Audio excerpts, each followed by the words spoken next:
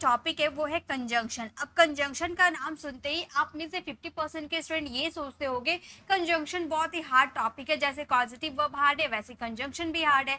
तो गाइस बिल्कुल नहीं, आप कंजंक्शन को कंजंक्शन की तरह ना सीखकर एक नॉर्मल वर्ड मीनिंग की तरह समझो। देखो आपको कंजंक्शन आसान लगने लगेंगे। वैसे तो आप लोगों को ये बात पता है कि कंजंक्शन का काम होता है दो सेंटेंसेस को जोड़ना, है ना। कंजंक्शन का काम होता है दो सेंटेंसेस को जोड़ना, जो कि आज के इस वीडियो में आपको बताने वाली हूँ। बहुत सारे कंजंक्शन आप लोगों के लिए लेकर आई हूँ। तो आप ये जो टॉपिक है कंजंक्शन, इसे कंजंक्शन ना समझकर आप वर्ड मीनिंग समझो कि वर्ड मीनिंग मैम करवा रही है, उसका एग्जाम्पल करवा रही है, आप ये समझ के करो, देखो आपको आसान लगेगा। तो सबसे पहला जो आज का हमारा कंजंक्शन है वो है एंड। एंड का मतलब होता है और, ठीक है। अब जहां भी आपके हिंदी वाले सेंटेंसेस आए कि राम और रोहन एक अच्छे मित्र है, तो देखिए यहाँ पर काम क्या कर रहा है, एंड जो है दो सेंटेंसेस को जोड़ रहा है। पहला सेंटेंस है कि राम एक अच्छा लड़का है। मान लो एक आपका सेंटेंस है राम अच्छा लड़का है, तो आप क्या बोलोगे, आप बोलोगे Ram is a good boy. Ram एक अच्छा लड़का है, Ram is a good boy. अब आपको ये भी बताना है कि रोहन भी अच्छा लड़का है, आपको ये भी बताना है कि रोहन एक अच्छा लड़का है। तो आपने फिर से बोल दिया Rohan is a good boy, Rohan is a good boy. अब ये दो सेंटेंसेस बिल्कुल सेम है ना, बस नाम का डिफरेंस है, बाकी दोनों ही अच्छे लड़के हैं। तो अब कंजंक्शन का यही काम होता है कि ये जो दो लेंदी सेंटेंसेस आपको नजर आ रहा ना, इसको एक साथ मिलाकर बस एक ही सेंटेंसेस फ्रेम करना। जैसे Ram is a good boy ऐसे है और Rohan is a good boy, दोनों में अच्छाई की बात हो रही है। तो हम ये सेंटेंस को ऐसे भी तो बोल सकते हैं, राम एंड लगाकर हम रोहन का यूज कर देते हैं। और पहले राम सिंगुलर था तो इज लगता था, बट अब राम और रोहन दो हो गए हैं, यानी कि प्लूरल हो गया है ना। तो यहाँ पर क्या यूज हो जाएगा, आर यूज हो जाएगा, आर गुड बॉयज। ठीक है, तो हमारा सेंटेंस देखिए, अब दो सेंटेंस हम लंबा लंबा बोल रहे थे, उसकी जगह हमारा एक ही सेंटेंस बन गया, Ram and Rohan are good boys. Okay, तो यही काम होता है कंजंक्शन का, यानी कि दो सेंटेंसेस को आपस में जोड़कर एक ही सेंटेंसों से बता देना। ठीक है, अब जरूरी नहीं है कि आपका दोनों सेंटेंसेस बिल्कुल सिमिलर हो, कॉन्ट्रास्ट में भी हो सकता है, वो सभी चीज मैं आपको इस वीडियो में कवर करवाऊंगी। ओके, तो सबसे पहले बात करेंगे एंड का मतलब होता है और। जैसे कि एग्जाम्पल के थ्रू समझेंगे, एक पत्र लिखे और इसे पोस्ट करें, तो यहाँ पर और का जिक्र हुआ है, यानी कि एंड का यूज करेंगे। हम बोलेंगे write a letter and post it. और एक बात बता दूं, जैसे कि मैंने प्रीपोजिशन में भी आपको कहा है कि प्रीपोजिशन को कभी भी हिंदी की तरह याद मत करो, यानी कि जहां पर मे आ जाता है वहां पर इन का यूज कर दो, ऐसा आप नहीं कर सकते। प्रीपोजिशन को इंग्लिश के थ्रू ही समझो, हिंदी की हेल्प लेकर नहीं समझो। लेकिन कंजंक्शन मैं कहती हूँ कि हिंदी के थ्रू समझो, क्योंकि हिंदी में जो मीनिंग आते हैं जैसे और, या, लेकिन, परंतु, बल्कि, जो वर्ड आते हैं इसी से आप इंग्लिश में बोल सकते हो। ठीक है, यानी कि कंजंक्शन के लिए आपको हिंदी जरूरी है। तो एक पत्र लिखो और इसे पोस्ट करो, write a letter and post it. Okay, अब एक सेंटेंस हम फ्रेम करते हैं, मैं बाजार गया और कुछ फल खरीदा। तो यहाँ पे आप देख रहे होगे पहला सेंटेंस है मैं बाजार गया, उसके लिए हम बोलेंगे आई। पास्ट का सेंटेंस है मैं बाजार गया, हम बोलेंगे आई वेंट टू मार्केट। मैं बाजार गया, आई वेंट टू मार्केट। और कुछ फल खरीदे, और यानी कि एंड कुछ फल खरीदे, bought some fruits, bought some fruits. तो बस हमारा सेंटेंस कंप्लीट हो गया, I went to the market and bought some fruits. बहुत ही आसान है, बस और के लिए आपको एंड का यूज करना है। राम चतुर और ईमानदार दोनों थे, और का जिक्र हुआ। ये सेंटेंस आप बनाने की कोशिश करना। वैसे तो इसकी पीडीएफ मैं आपको फ्री ऑफ कॉस्ट अपने टेलीग्राम चैनल पर आप लोगों से शेयर कर देती हूँ। तो अब हम आ जाते हैं, अब देखिए चलिए इसकी पीडीएफ मैं आप लोगों से शेयर कर दूंगी। अब नेक्स्ट हमारा कंजंक्शन है वो है और। अब काफी सारे स्टूडेंट की दिक्कत आती है, एंड का मतलब तो समझ में आ जाता है और होता है, बट और का मतलब होता है या अथवा। एंड का मतलब दोनों सेंटेंसेस का काम होता है जोड़ना। अब या में क्या मीनिंग निकलेगा, कैसे आपको पता चलेगा कि और लगाना है। तुम काम कर सकते हो या पढ़ाई, यानी कि दोनों जो सेंटेंस है दोनों में से एक ही काम कर सकते हो आप। जैसे मेरे पास दो, एक पेन है एक पेंसिल है, मैंने आपके सामने ऑफर लिया तुम पेन ले सकते हो या पेंसिल, यानी कि आप पेन और पेंसिल में से एक ही चीज ले सकते हो, इसीलिए मैंने अपने सेंटेंसेस में या का जिक्र किया। या फिर तुम पेन ले सकते अथवा पेंसिल, यानी कि दोनों में से एक ही ले सकते हो, तब हम वहां पर आप यूज करना होगा आपको और का। ठीक है। अगर आपको दोनों देना होगा तो आप एंड का यूज करोगे, और दोनों में से एक देना होगा तो आप वहां पर और का यूज कीजिएगा। तुम काम कर सकते हो या पढ़ाई, यू कैन डू वर्क और स्टडी, यानी कि दोनों में से एक ही काम कर सकते हो। नेक्स्ट है रोहन अथवा मोहन इधर आओ, यानी रोहन आओ या मोहन इधर आओ, दोनों में से एक ही को बुला रहे हो आप। तो आप ये सेंटेंसेस को बोलोगे रोहन और Mohan. Okay, Rohan and Mohan come here, Rohan and Mohan come here, मतलब रोहन इधर आओ या मोहन इधर आओ, दोनों में से एक आओ, इसलिए और का यूज किए। करो या मरो, ये सेंटेंस आप फ्रेम कीजिएगा। ओके, चलिए नेक्स्ट कंजंक्शन देखते हैं। नेक्स्ट हमारा है बट। बट का मतलब होता है लेकिन या बल्कि, परंतु, यही हमारे हिंदी में नहीं निकलते हैं बट के। जैसे राखी चालाक है लेकिन ईमानदार है, यहाँ पे कॉन्ट्रास्ट शो कर रहा है, एक तरफ तो वो चालाक है और एक तरफ वो ईमानदार भी है। कॉन्ट्रास्ट यानी कि विरोधाभास, दोनों सेंटेंस एक दूसरे से अपोजिट साउंड करते हैं। जैसे एक आपका हो गया वो चालाक है, दूसरी साइड उसका अपोजिट वो ईमानदार भी है, ठीक है। तो ये कॉन्ट्रास्ट शो करता है, यानी कि ऑपोजिट होते हैं सेंटेंसेस। तो राखी चालाक है, राखी इज क्लेवर बट ऑनेस्ट, वो ईमानदार है। ओके, उसके पिता आए लेकिन वह नहीं आया, तो यहाँ पर भी ऑपोजिट है, उसके पिता तो आए लेकिन वो नहीं आया। ओके, तो ये सेंटेंसेस बोलेंगे उसके पिता यानी कि हिज फादर, उसके पिता आए हिज फादर कैम, लेकिन यानी कि बट he didn't come, वो नहीं आया, यानी कि he didn't come। ओके, तो इस तरह से आपको समझना है his father came but he didn't come। उसने कुछ खाना खरीदा लेकिन खाया नहीं। अब ये सेंटेंसेस में भी ऑपोजिट, उसने खाना तो खरीदा लेकिन खाया नहीं। तो ये सेंटेंस आप फ्रेम करना और इसका आंसर कमेंट में देना। ओके, चलिए नेक्स्ट देखते हैं। नेक्स्ट अब हम बात करेंगे बिकॉज, एज, सिंस। तीनों का मतलब होता है क्योंकि, एक मिनट, तीनों का मतलब होता है क्योंकि या चूंकि के सेंस में हम यूज करते हैं बिकॉज, एज या सिंस का। जैसे हिंदी के थ्रू समझते हैं, जैसे मैंने एक सेब खाया क्योंकि मैं भूखा था। अब सेंटेंसेस में क्योंकि बीच में आ जाता है ना, तो उसके लिए बिकॉज का यूज करते हैं। सिंस या एज का यूज हम नहीं करते बीच में, हम बिकॉज का ही यूज मिडिल में करते हैं। हम बोलेंगे I ate an apple because I was hungry, मतलब मैंने एक सेब खाया क्योंकि मैं भूखा था। अब बहुत बार ऐसे सेंटेंसेस भी आते हैं ना जहां पर यहाँ चूंकि वर्ड का यूज किया रहता है। देखिए, सिंस और एज का यूज स्टार्टिंग में किया जाता है और बिकॉज का यूज मिडिल में किया जाता है। जैसे मदन विद्यालय नहीं आया क्योंकि वह बीमार था, क्योंकि का यूज मिडिल में हुआ है, तो ये सेंटेंस आप फ्रेम कीजिएगा। मैं नेक्स्ट सेंटेंस बताती हूँ क्योंकि नेक्स्ट सेंटेंस थोड़ा सा अलग है। देखिए, चूंकि रोहित वहां नहीं था, मैंने उसकी माँ से बात की। अब चूंकि का यूज यहाँ पर हुआ है, तो यहाँ या तो आप सिंस का यूज कर सकते हो या तो आप एज का यूज कर सकते हो, दोनों में से किसी का भी यूज कर सकते हो। मैंने एज का यूज किया तो हम बोलेंगे as Rohit was not there, मतलब रोहित वहां नहीं था, as Rohit was not there. मैंने उसकी माँ से बात किया तो हम बोलेंगे आई स्पोक, बात की पास्ट में, I spoke to his mother, I spoke to his mother. तो यहाँ पे आपने एक चीज नोटिस किया, अगर आपका क्योंकि का यूज मिडिल में किया है तो आप बिकॉज का यूज करोगे, और चूंकि वर्ड का यूज स्टार्टिंग में किया गया तो एज या सिंस, दोनों में से किसी एक का यूज करना। अब है हमारा so, therefore, hence, that's why, that's the reason. ये सभी का हिंदी मीनिंग होता है इसलिए, यानी कि रीजन बताता है ना कि मैं लेट से आया, वो नहीं आया इसलिए उसे रिजेक्ट कर दिया गया, मतलब वो लेट से आया इसलिए उसे नौकरी से रिजेक्ट कर दिया गया, उसे निकाल दिया गया। ओके, तो इस तरह से आप इसलिए किसी रीजन को बताते हो, तब वहां पर सो, देयरफॉर, हैंस, दैट्स व्हाई या दैट्स द रीजन, सभी में से कोई किसी का भी यूज आप कर सकते हो, सभी राइट होंगे। जैसे वह स्टेशन देरी से पहुंचे इसलिए ट्रेन छूट गया, यहाँ पर इसलिए बताए है ना, तो हम बोलेंगे ही रीच द स्टेशन लेट, मतलब वह स्टेशन देरी से पहुंचे। Therefore he missed the train, therefore इसके जगह आप सो का भी यूज कर सकते हो, so he missed the train, hence he missed the train, that's why he missed the train, that's the reason he missed the train। तो आप किसी का भी यूज कर दो, ठीक है। उसका पुत्र दोषी पाया गया इसलिए उसे दंडित किया गया, यहाँ पर किसी का भी यूज कर सकते हैं। तो उसका पुत्र दोषी पाया गया तो हम बोलेंगे his son was found, पाया गया, found guilty।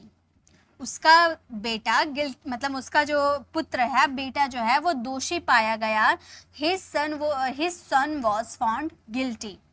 इसलिए कि आप किसी का भी यूज कर सकते हो, चलो मैं सो का यूज करती हूँ, ठीक है। So he was punished, so he was punished, तो उसे दंडित किया गया, पनिश्ड किया गया।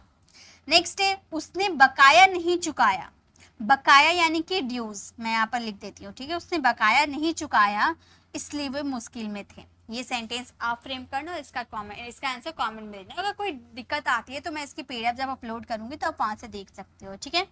अब हम बात करेंगे as soon as the moment, ठीक है।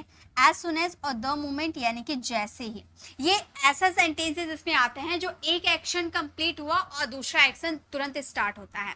जैसे सेंटेंसेस देखिए, जैसे ही वो आया हम चले गए, यानी कि जैसे ही वो आया मतलब एक एक्शन आने का कंप्लीट जैसे ही हुआ दूसरा एक्शन स्टार्ट हो गया, ठीक है। जैसे ही मैं वहां पहुंचा पापा ने मुझे बुला लिया, यानी कि जैसे वो आप वहां पहुंचे पापा ने वापस आपको बुला लिया, यानी कि एक एक्शन पहुंचने का कंप्लीट हुआ फिर बुलाने का एक्शन तुरंत हो गया, यानी कि एक एक्शन के बाद दूसरा एक्शन तुरंत हो जाना। वहां पर आप एज सुन एज का यूज कीजिए या द मोमेंट का यूज कीजिए। जैसे ही वो आया हम चले गए, एज सुन एज ही कम, जैसे ही वो आया वी लेफ्ट, हम चले गए। जैसे ही वो आएगा मैं ऑफिस निकल जाऊंगा, तो हम कैसे बोलेंगे, जैसे ही वो आएगा। अब ये सेंटेंसेस को हम बोलेंगे द मोमेंट का यूज करके देखते हैं, ठीक है। द मोमेंट ही कम्स, जैसे ही वो आएगा द मोमेंट ही कम्स, मैं ऑफिस के लिए निकल जाऊंगा, I will leave for the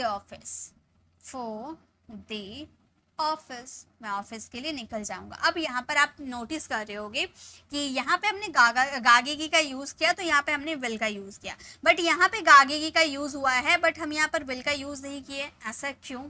तो गाइस मैं रीजन बताती हूँ। देखिए जब भी आपका सेंटेंस किसी कंजंक्शन के साथ आता है, यहाँ पर जैसे ही क्या है आपका कंजंक्शन है, कंजंक्शन के साथ अगर आपका फ्यूचर का कोई सा भी सेंटेंस आता है तो उसे आपको प्रेजेंट इंडेफिनिट में ही बनाना होता है, और उसके बाद वाला ये सेंटेंस अलग है। ये सेंटेंस जो भी हो आपका फ्यूचर हो पास्ट हो कुछ भी हो उसके अकॉर्डिंग आप बना दोगे। फ्यूचर था इसलिए हमने विल का यूज किया, बस इतना याद रखते कंजंक्शन के साथ जुड़ा वाला जो सेंटेंस है अगर वो फ्यूचर का होता है फिर भी हम उसे प्रेजेंट इंडेफिनिट में ही ट्रांसलेट करते हैं। Got it? नेक्स्ट, जैसे ही बारिश होना बंद हुई हम चले गए। ये सेंटेंस आप फ्रेम करना और इसका आंसर कमेंट में देना, ठीक है। चलिए आगे देखते हैं। नेक्स्ट है हमारा एज वेल एज यानी कि साथ ही साथ। इसमें जैसे कि वह और साथ ही साथ उसके माता पिता भी पढ़े लिखे हैं, यानी कि वह तो है ही साथ में उसके माता पिता भी है, तो ऐसे सेंटेंसेस में एज वेल एज का यूज करेंगे। जैसे वह साथ ही तुम्हारे कमरे में प्रवेश नहीं कर सकता, वह साथ ही तुम, यानी कि वह और तुम कमरे में प्रवेश नहीं कर सकते, तो हम बोलेंगे ही एज वेल एज, ठीक है। He as well as you can not enter the room. Next sentence देखिए, मैं साथ ही साथ मेरे दोस्त भी यहाँ है, मतलब मैं तो हूँ साथ ही साथ मेरे दोस्त भी यहाँ है, तो ऐसे सेंटेंसेस को हम कैसे बोलेंगे, हम बोलेंगे I as well as my friends, मेरे दोस्त यानी कि माई फ्रेंड्स एम हियर। अब यहाँ पर आप लोगों को बहुत बड़ा कंफ्यूजन हो रहा होगा कि मैम आपने माय फ्रेंड्स के साथ एम का यूज क्यों कर दिया, ये तो आपने बहुत बड़ा मिस्टेक कर दिया। तो गाइस मैंने कोई मिस्टेक नहीं किया है। अभी जैसे मैंने एज सुन एज के कॉन्सेप्ट मैंने क्लियर किया था कि अगर किसी कंजंक्शन के साथ फ्यूचर का सेंटेंस आते हैं तो उसे प्रेजेंट इंडेफिनिट में ट्रांसलेट किया जाता है। तो यहाँ भी कुछ रूल लागू होता है एज वेल एज में कि आपने यहाँ पर दो सब्जेक्ट का जिक्र तो किया, एक आपका मैं है और एक मेरा दोस्त है, ठीक है। आई और माई फ्रेंड का आपने यूज किया, बट जो यहाँ पर वर्ब लगेंगे ना वो फर्स्ट वाले के अकॉर्डिंग लगेंगे, यानी कि आई के अकॉर्डिंग हमने यहाँ पर मे का एम का यूज किया। मान लो यहाँ पर ही रहता, स्टार्टिंग में ही रहता तो मैं यहाँ पर इसका यूज करती, अगर यू रहता तो मैं यू के अकॉर्डिंग आर का यूज करती। समझ में आया? तो यहाँ जो एम का यानी कि हेल्पिंग वर्ब का जो यूज हुआ है वो आई के अकॉर्डिंग हुआ है, ना कि माई फ्रेंड के अकॉर्डिंग। याद रखिएगा एज वेल एज में ये बहुत ही ज़्यादा इंपॉर्टेंट होता है, इसे समझना बहुत ज़्यादा ज़रूरी होता है, ठीक है। नेक्स्ट है वो अच्छा फुटबॉल खेलता है, साथ ही साथ वो क्लास में फर्स्ट भी आता है। ये सेंटेंस आप फ्रेम कीजिएगा और इसका आंसर कमेंट में दीजिएगा। टूटा फूटा जैसे समझ में आता है बस आप फ्रेम कीजिएगा, बाकी मैं संभाल लूंगी। ओके, नेक्स्ट देखिए। नेक्स्ट अब हम बात करेंगे एज फार एज यानी कि जहां तक मैं तो उसे जानता हूं वह पढ़ाई लिखाई नहीं करता। तो जहां तक मतलब जितना आपको इंफॉर्मेशन है, इसके लिए एज फार एज का यूज किया। जैसे जहां तक मैं जानता हूं वह शादीशुदा है, as far as I know she is married. ये बहुत ही आसान होते हैं। जहां तक मुझे पता है वो एक अच्छा लड़का है, तो जहां तक यानी कि एज फार एज, ये सबसे इजी होते हैं, सबसे इजी, कोई रूल ही नहीं इसमें है। जहां तक मुझे पता है यानी कि एक मिनट, as far as I know, मुझे पता है यानी कि आई नो वह एक अच्छा लड़का है यानी कि he is a good boy, he is a good boy. क्या हार्ड था? बिल्कुल हार्ड नहीं था, लेकिन अगर मैं अचानक आपसे एज फार एज के एक सेंटेंसेस अगर पूछ देती तो आप बहुत कंफ्यूज हो जाते, बट अब नहीं होगे ना, बहुत ही आसान होते हैं। नेक्स्ट है जहां तक मुझे याद है तुम्हारे पास एक कार थी। ये सेंटेंस आप फ्रेम करना। एक एक मैं सेंटेंसेस आपको होमवर्क के लिए इसलिए दे रही हूँ ताकि आप इसे फ्रेम अभी करोगे ना तो आपको समझ में आएगा कि क्या कौन से कंजंक्शन आपको समझ में आ गए और किस में आपको दिक्कत है। ठीक है, अब नेक्स्ट देखिए, अब हम बात करेंगे एज, एडजेक्टिव एज, सो एडजेक्टिव एज। दोनों का मतलब ये यूज करो या ये यूज करो, दोनों का मतलब होता है उतना। यहाँ पर आपका जो वहां पर विशेषण यानी कि एडजेक्टिव का यूज होगा उसका यूज करेंगे जितना। ठीक है, अब देखिए यहाँ पर और एक चीज, अगर आपका सेंटेंस पॉजिटिव यानी कि अफर्मेटिव हो या नेगेटिव हो तो आप ये वाला यूज कर सकते हो। अगर पॉजिटिव है या नेगेटिव डजंट मैटर, आप इसके साथ ये यूज कर दोगे। लेकिन अगर आप सो का यूज करना चाहते हो तो आप सिर्फ और सिर्फ उसे नेगेटिव में ही यूज कर सकते, पॉजिटिव में कभी नहीं यूज कर सकते। एग्जाम्पल के थ्रू, वो मेरी जैसी खूबसूरत नहीं है, या तो आप ये सेंटेंस को ऐसे ही बोल सकते थे कि जितनी मैं खूबसूरत हूं उतना वह खूबसूरत नहीं है। Okay, she is as beautiful as I. अब एज का यूज हम पॉजिटिव में कर सकते, बट सो का यूज आप सोचोगे she is so beautiful as I बोल दे, गलत हो जाएगा क्योंकि सो का यूज नेगेटिव में किया जाता है। याद रखिएगा, मैं तुमसे उतना ही प्यार करता हूं जितना तुम मुझसे प्यार करते हो, उतना जितना, है ना, यूज हुआ है।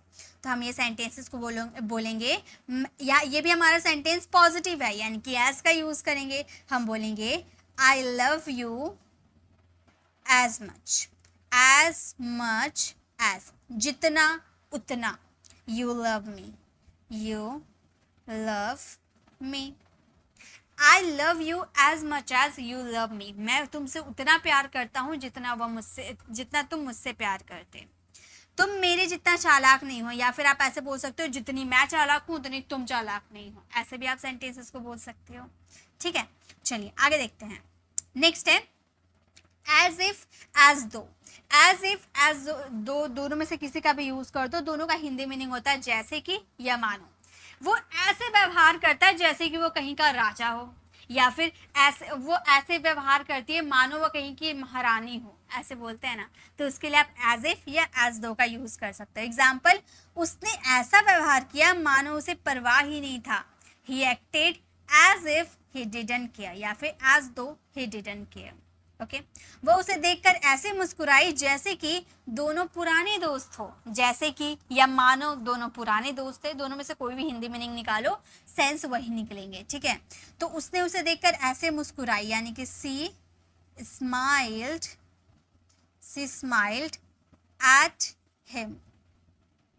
एज दो का भी यूज कर सकते हैं, एज इफ का भी यूज कर सकते हो। ठीक है, एज दो दे वर ओल्ड फ्रेंड्स, मतलब पुराने दोस्त थे, ऐसा मानो वो पुराने दोस्त है, ओल्ड फ्रेंड्स। तो हमारा सेंटेंस हो गया सी स्माइल्ड एट हिम एज दो दे वर ओल्ड फ्रेंड। वो उसे देखकर ऐसे मुस्कुराई जैसे मानो वो पुराने दोस्त हैं।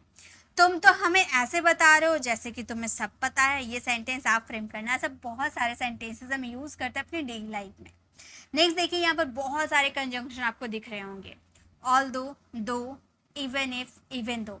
इन चारों का मतलब होता है यद्यपि, हालांकि, भले ही। Then also, even then, yet, still, however, nevertheless, फिर भी, तब भी, इसके बावजूद भी, ये सब इसके हिंदी मीनिंग होते हैं। ठीक है, सेंटेंसेस देखिए, अब ये जो आपको दिख रहा है ऑल दो देन ऑल्सो, ये एक ही सेंटेंसेस में दोनों का यूज किया जाता है। कैसे यूज किया जाता है?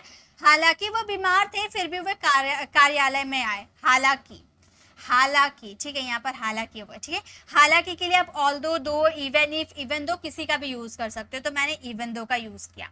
हालांकि वो बीमार थे फिर भी, फिर भी के लिए आप then also, even then, yet, still, however या नेवरथलेस किसी का भी यूज कर सकते हो, तो मैंने नेवरथलेस का यूज किया। मैं बोलूंगी इवन दो ही वॉज इल, हालांकि वो बीमार थे, नेवरथलेस फिर भी, he went to the office, वे कार्यालय गए, यानी कि ऑफिस गए। तो आप इसके साथ इवन दो की जगह आप ऑल दो का भी यूज कर सकते थे, नेवरथलेस की जगह देन ऑल्सो का भी यूज कर सकते थे, ठीक है, आपकी मर्जी। यद्यपि देर हो चुकी थी फिर भी मैं पार्टी में गया, ठीक है, फिर भी पार्टी में गया।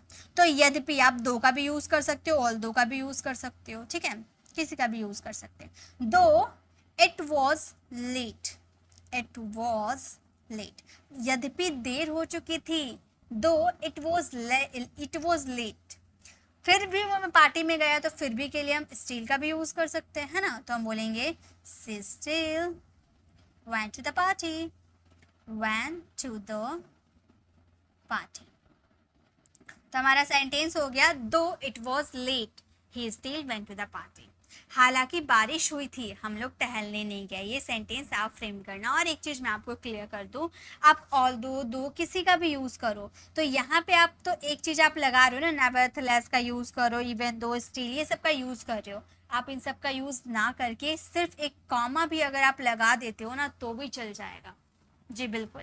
यहाँ पे जैसे हालांकि बारिश हुई थी, तो हालांकि के लिए मान लो आपने ऑल दो का यूज कर दिया, तो यहाँ पर कॉमा है तो आप भी कॉमा का यूज करना, इनमें से कुछ भी यूज मत करना, कुछ भी यूज मत करना, ठीक है। उसके बाद हम लोग टहलने गए, आप सिंपल बना देना, कॉमा देना लेकिन, ओके।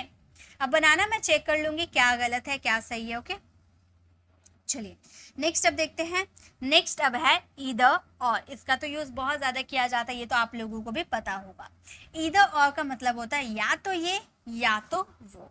जैसे या तो तुम खाना बना सकते हो या बाहर खा सकते हो। आपके सेंटेंस में या तो ये या तो वो का ऑप्शन जरूर आएगा। तो इसीलिए मैंने बोला कि हिंदी आप जरूर याद कीजिएगा। या तो तुम खाना बना सकते हो, you can either cook food, या बाहर खा सकते हो, you can either cook food at home और ईट आउटसाइड। तो ईदर और का यूज जरूरी नहीं आप स्टार्टिंग करोगे, ये हमेशा अलग अलग यूज होता है, ओके। नेक्स्ट है या तो आप पागल हो या आपके दोस्त पागल हैं, है ना। तो हम बोल सकते either you are mad, either you are mad. या तो आप पागल है, ईदर यू आर मैड, या आपके दोस्त और योर फ्रेंड, या तो आप पागल है या आपके दोस्त, ईदर यू आर मैड और योर फ्रेंड। या तो वह बाजार गया या उसके पिता। ये सेंटेंस आप फ्रेम करना और इसका आंसर कमेंट में देना, ओके। चलिए आगे देखते हैं। नेक्स्ट अब हम बात करेंगे नीदर नॉर। नीदर नॉर का मतलब होता है ना ये ना वो, ये नेगेटिव की तरफ वर्क करता है। अब ईदर में क्या था, देखिए ईदर में क्या था, आपके पास चॉइस थी, या तो तुम खाना बना सकते हो या बाहर खा सकते हो, मतलब दोनों में से आप एक काम कर सकते हो, ठीक है। और नीदर और नॉर में क्या है, ना तुम गलत हो ना वो, यानी कि दोनों में से कोई गलत नहीं, आप ऐसा कहना चाहते हो, ठीक है। ना तुम गलत हो ना वो, neither you are wrong nor she is. ना मैं दिल्ली जाऊंगा ना वो, यानी कि ना ही मैं दिल्ली जाऊंगा ना वो जाएगा, दोनों में से कोई नहीं जाएगा। नेगेटिव ये वर्क करते हैं, ओके। तो हम बोलेंगे नीदर या neither, okay. Neither I will go to Delhi, go to Delhi। ना मैं दिल्ली जाऊंगा nor he will, ना वो जाएगा, okay. neither I will go to Delhi nor he will, ठीक है। नेक्स्ट वह ना ही चालाक है ना ही ईमानदार। ये सेंटेंस आप फ्रेम करना और इसका आंसर कमेंट में देना, ओके। चलिए नेक्स्ट देखते हैं। नेक्स्ट हमारा कंजंक्शन क्या है। सो गाइस नेक्स्ट हमारा कंजंक्शन है नॉट ओनली बट ऑल्सो।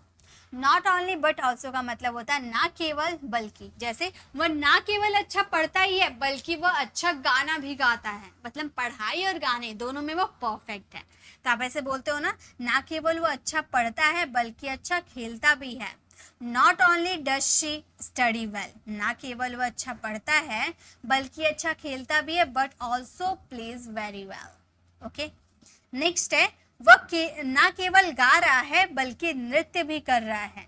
तो हम बोलेंगे, आप नॉट ओनली का यूज बीच में भी कर सकते हो, आप ऐसे ही बोल सकते हो, he is not only, he is not only singing, singing, he is not only singing, वह ना केवल गा रहा है बल्कि, बट ऑल्सो, बल्कि के लिए हमने बट ऑल्सो का यूज किया, डांस भी कर रहा है यानी कि डांसिंग। तो हमारा सेंटेंस हो गया, he is not only singing but also dancing, वह ना केवल नृत्य ही कर रहा है बल्कि डांस भी कर रहा है। वह ना केवल हिंदी पढ़ता है बल्कि अंग्रेजी भी अच्छी तरह से पढ़ता है। ये सेंटेंस आप फ्रेम करना और इसका आंसर कमेंट में देना, ठीक है। नेक्स्ट वाला देखिए, नेक्स्ट क्या है हमारे, सो गाइस नेक्स्ट है बोथ एंड। बोथ एंड का मतलब होता है दोनों और, इनमें दोनों का जिक्र होता है, दोनों और दोनों आपके हिंदी वाले सेंटेंस में आएंगे। जैसे वह पढ़ने और खेलने दोनों में माहिर है, और का भी जिक्र हुआ और दोनों का भी जिक्र हुआ ना, सिर्फ और आपको नहीं मिलेगा, और दोनों, दोनों आपके सेंटेंस में रहेंगे, ठीक है। जैसे वह पढ़ने और खेलने दोनों में माहिर है, he is both proficient in studying and playing. Next है राम चतुर और ईमानदार दोनों थे, और का जिक्र हुआ, दोनों का भी जिक्र हुआ है ना। तो हम ये सेंटेंस को बोलेंगे, Ram was both clever, Ram was both clever and honest. हमारा सेंटेंस हो गया, राम चतुर और ईमानदार दोनों थे, Ram was both clever and honest. यह फिल्म में बच्चे और वयस्क दोनों के देख सकते हैं, ये सेंटेंस आप फ्रेम करना। चलिए नेक्स्ट देखते हैं, नेक्स्ट क्या है। सो गाइस नेक्स्ट है, नो सूनर हैड देन, ही था। जैसे कि आप अपने सेंटेंसेस में ऐसे बोलते हो ना, मैं पहुंचा ही था कि वो ट्रेन चला गया, तो ऐसे वाले सेंटेंस जिसमें ही था का यूज किया जाता है, नो सूनर हैड का यूज करेंगे, उसके बाद आपके सेंटेंसेस में देन का भी यूज करेंगे। जैसे मैं पहुंचा ही था कि वो आ गए, no sooner had I reached then they came. Next है, हम स्टेशन पहुंचे ही थे कि ट्रेन चल दी, हम स्टेशन पहुंचे ही थे यानी कि no sooner had we reached, no sooner had we reached the station, मतलब हम स्टेशन पहुंचे ही थे कि ट्रेन चल दी, then the train left, train चल दी। ओके, जैसे ही उसने पत्र पढ़ा वो रोने लग गई, ये सेंटेंस आप फ्रेम करना और इसका आंसर कमेंट में देना। चलिए नेक्स्ट देखते हैं, नेक्स्ट है हमारा वेदर और। वेदर और का मतलब होता है कि या, इसका मतलब हो गया, जैसे कि मुझे ऐसे सेंटेंसेस देखिए इसमें कैसे आते हैं, मुझे नहीं पता कि वह खाना खाएगा या नहीं, कि या, ओके, मुझे नहीं पता कि वह खाना खाएगा या नहीं, I don't know whether he will eat और नॉट, ठीक है। नेक्स्ट है, तुम बुरा नहीं मानना कि वे नहीं आते या नहीं, वे आते हैं या नहीं, तुम बुरा नहीं मानना कि वे आते हैं या नहीं, मतलब वो आएंगे या नहीं आएंगे, तुम बुरा मत मानना, आप ऐसे कहना चाहते हो। तो आप ये सेंटेंसेस को बोलोगे, तुम बुरा मत मानना यानी कि यू डोंट माइंड, तुम बुरा मत मानना, यू डोंट माइंड कि वे लोग आते हैं या नहीं। वेदर दे कैम, एक minute, they come or not, okay. तुम बुरा नहीं मानना कि वे आते हैं या नहीं, you don't mind whether they come or not. Boss जानना चाहते हैं कि आप मीटिंग में जाओगे या नहीं, ये सेंटेंस आप फ्रेम करना और इसका आंसर कमेंट में देना। गाइस एडवर्सेटिव कंजंक्शन बोलो या कॉन्ट्रास्ट बोलो, एडवर्सेटिव आपके सेंटेंसेस में कॉन्ट्रास्ट शो करते हैं। कॉन्ट्रास्ट क्या होता है, जैसे कई बार आपने नॉर्मल सेंटेंसेस बनाया होगा, जैसे कि कंजंक्शन का कार्य क्या होता है, दो सेंटेंसेस को आपस में जोड़ने का काम करता है कंजंक्शन। जब वही दो सेंटेंसेस एक दूसरे से बिल्कुल अपोजिट होते हैं तो उस वाले कंडीशन में हमारा कॉन्ट्रास्ट शो करता है, उस वाले कंडीशन में हमको एडवर्सेटिव कंजंक्शन का यूज करना होता है। फॉर एग्जाम्पल, जैसे मैंने कहा कि आई एम वॉचिंग टीवी, मैं टीवी देख रही हूँ, but my brother is studying, लेकिन मेरा भाई पढ़ रहा है, तो दोनों में ऑपोजिट काम हो रहा है। मैं यहाँ टीवी देखने का काम कर रही हूँ लेकिन मेरे भाई पढ़ने का काम कर रहा है, यानी कि दोनों में ऑपोजिट काम हो रहा है। या फिर आप ऐसे भी सोच सकते हो, Ravi is rich but miser, Ravi अमीर है लेकिन कंजूस है। एक तरफ तो मैंने बोला कि वो अमीर है, दूसरी तरफ वो कंजूस है, यानी कि दोनों ऑपोजिट कार्य कर रहे हैं। तो जब भी कोई सेंटेंसेस ऑपोजिट होते हैं यानी कि वो आपके सेंटेंसेस में कॉन्ट्रास्ट शो कर रहे हैं, विरोधाभास शो कर रहे हैं, वैसे सिचुएशन में आपको एडवर्सेटिव कंजंक्शन का यूज करना होता है। देखिए एडवर्सेटिव कंजंक्शन क्या क्या हो सकते हैं, जैसे कि बट, जैसे मैंने अभी एग्जांपल आपको दिया वो सारे एडवर्सेटिव कंजंक्शन के एग्जांपल थे। तो बट आपका एडवर्सेटिव कंजंक्शन है, whereas, while, yet, although, though, however, nevertheless, even if, even though, ये सारे हमारे जो है ये एडवर्सेटिव कंजंक्शन है। और साथ ही साथ मैं आपको ये भी बता दूं कि ये जितने भी कंजंक्शन आपको दिख रहे हैं ना, इसके हिंदी मीनिंग आपको ज़्यादा से ज़्यादा सिमिलर ही दिखेंगे। हिंदी मीनिंग से अगर आप इसे लर्न करोगे ये एकदम सिमिलर दिखेंगे, लेकिन थोड़ा बहुत उसमें सिचुएशन है, थोड़ा बहुत उसमें डिफरेंस होता है, वो आप लोगों को समझना होगा, तभी आप इसका यूज अपनी प्रैक्टिकल कॉन्वर्सेशन में कर पाओगे। ओके, तो चलिए वीडियो को स्टार्ट करते हैं। तो सबसे पहले हम बात करेंगे बट। बट का मतलब होता है लेकिन, ये तो आप सभी जानते होंगे, बट का मतलब होता है लेकिन। जैसे कि Rohan is poor but he is satisfied. तो एक तरफ आपका शो करे कि वो गरीब है, लेकिन दूसरी तरफ कि वो संतुष्ट है, यानी कि दोनों एक दूसरे का ऑपोजिट सेंटेंसेस है। वह गरीब है, वह संतुष्ट है, यानी कि दोनों सेंटेंसेस एक दूसरे से बिल्कुल अपोजिट है। ऐसे वाले सेंटेंसेस में आपको एडवर्सेटिव कंजंक्शन का यूज करना होता है, जो कि आपका ये बट जो है ये एडवर्सेटिव कंजंक्शन है। ओके, तो Rohan is poor but he is satisfied. वैसे ही राखी इज क्लेवर बट ऑनेस्ट। राखी चालाक है लेकिन ईमानदार है, यानी कि दोनों अपोजिट है, वो चालाक भी है और साथ ही साथ वो ईमानदार है, यानी कि दोनों एक दूसरे में कॉन्ट्रास्ट शो कर रहे हैं। तो हम एडवर्सेटिव कंजंक्शन का यूज कर दिए। नेक्स्ट है हिज फादर कैम। उसके पिताजी आए but he did not come, लेकिन वो नहीं आया। तो यहाँ भी आपका ऑपोजिट सिचुएशन है कि उसके पिताजी तो आए लेकिन वो नहीं आया। Okay, He bought some food but did not eat it, यानी कि वो बहुत सारी फूड तो खरीदा लेकिन उसने खाया नहीं, यानी कि खरीदा लेकिन खाया नहीं, यानी कि कॉन्ट्रास्ट शो कर रहे हैं। तो याद रखना है जब भी आपका कोई सेंटेंसेस ऑपोजिट कार्य करता है, कॉन्ट्रास्ट शो करता है, तो वहां पे हमें यूज करना होता है एडवर्सेटिव कंजंक्शन, यानी कि ऐसे कंजंक्शन जो हमारे कॉन्ट्रास्ट में फिट हो सके। ओके, तो ये बट आपका एडवर्सेटिव कंजंक्शन होता है। चलिए नेक्स्ट देखते हैं। ऐसे आप बहुत सारे सेंटेंसेस बना सकते हो, जैसे कि Rohan is rich but माइजर। Rohan अमीर है लेकिन वो कंजूस है। तो इस तरह से बहुत सारे सेंटेंसेस बना सकते हो। एक सेंटेंस आप लोगों के लिए है, वह ईमानदार है लेकिन वह गरीब है। वह ईमानदार है लेकिन वह गरीब है। ये सेंटेंसेस आप फ्रेम कीजिएगा। ओके, चलिए नेक्स्ट देखते हैं। नेक्स्ट है हमारा येट। येट का यूज बहुत ज़्यादा किया जाता है, तो भी फिर भी ऐसे वाले हिंदी वाले सेंटेंसेस आते हैं। और ये जो येट है ना, ये हमारे सेंटेंसेस में सरप्राइज शो करते हैं, यानी कि आप किसी को बात को सुनकर सरप्राइज्ड हो जाते हैं, या फिर आप अनएक्सपेक्टेड कोई बात होती है, ठीक है, अनएक्सपेक्टेड कोई बात होती है, मतलब ऐसा होता नहीं है, आप चौंक जाते हो ना कई बार कोई सेंटेंसेस सुनकर। जैसे कि मैं आपको एक सेंटेंसेस बताती हूँ। She is tired yet she keeps working. वह थकी है फिर भी, येट यानी कि फिर भी या तो भी, वह थकी है तो भी वह काम करती रहती है। यानी कि यहाँ पे आपने येट जो यूज किया, तो भी फिर भी बोलने से एक अनएक्सपेक्टेड सिचुएशन आती है, यानी कि सरप्राइज्ड वाला कोई सेंटेंसेस आता है कि वो थकी तो है फिर भी काम कर रही है। तो थोड़ा अनएक्सपेक्टेड चीज, अक्सर हम क्या होता है, हम थक जाते हैं तो हम काम नहीं करते, जाकर सो जाते हैं, लेकिन यहाँ पर थोड़ा सरप्राइज्ड शो कर रहा है, यानी कि अनएक्सपेक्टेड चीज हो रहा है, तो यहाँ पे हम येट का यूज करते हैं। Okay, your grandfather is very rich. तुम्हारे जो ग्रैंडफादर है वो बहुत रिच है, yet he is not satisfied. फिर भी वो संतुष्ट नहीं है, यानी कि यहाँ भी हम सरप्राइज शो कर रहे हैं, अनएक्सपेक्टेड चीज शो कर रहे हैं। जैसे कि बहुत कोई अमीर होता है लेकिन वो संतुष्ट होता है ना, लेकिन तुम्हारे दादाजी अमीर तो है लेकिन या फिर भी वो संतुष्ट नहीं है। Okay, I studied for a year. मैंने 1 साल पूरा पढ़ाई किया।